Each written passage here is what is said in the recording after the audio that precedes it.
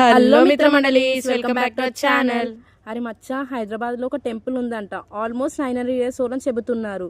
కానీ టెంపుల్కి ఉన్న ఒక ఇంట్రెస్టింగ్ స్టోరీ తెలుసా? 900 years హైదరాబాద్లో? నువ్వు చెప్పేది కర్మన్ ఘాట్ హనుమాన్ టెంపుల్ గురించే కదా? ఎగ్జాక్ట్లీ. కానీ ఇక్కడ మన మెయిన్ అట్రాక్షన్ హనుమాన్ స్వామి విగ్రహం మాత్రమే కాదు. ఈ టెంపుల్ ఎలా స్టార్ట్ అయిందో తెలిస్తే ఇంకా ఇంట్రెస్టింగ్గా ఉంటుంది. ఓకే, స్టోరీ ఏంటి? లెజెండ్ ప్రకారం కాకతీయ రూలర్ రుద్రదేవ మహారాజు అంటింకి వచ్చినప్పుడు ఇక్కడ హనుమాన్ స్వామిని దర్శనం చేసుకోవడానికి వచ్చారని చెబుతారు. అప్పుడు స్వామివారు కర్మం ఘాట్ అని, అంటే డివోషన్తో ఇక్కడ నా సేవ చేయమని చెప్పినట్టు స్థల పురాణం చెబుతుంది. వెయిట్, కర్మం ఘాట్ నుంచి కర్మన్ ఘాట్ వచ్చిందని అంటున్నావా? ఎస్, అందుకే ఈ ప్లేస్కి కర్మన్ ఘాట్ అనే పేరు వచ్చిందని ఒక పాపులర్ లెజెండ్. వావ్. మరి ఇక్కడ హనుమాన్ స్వామిని స్పెషల్గా ఏమంటారు? ఇక్కడ హనుమాన్ స్వామిని యోగా హనుమాన్ రూపంలో వర్షిప్ చేస్తారు. టెంపుల్ అట్మాస్ఫియర్ ఎంటర్ అయ్యాక హైదరాబాద్ సిటీ మధ్యలో ఉన్న ప్లేస్ అని కూడా మర్చిపోతాం.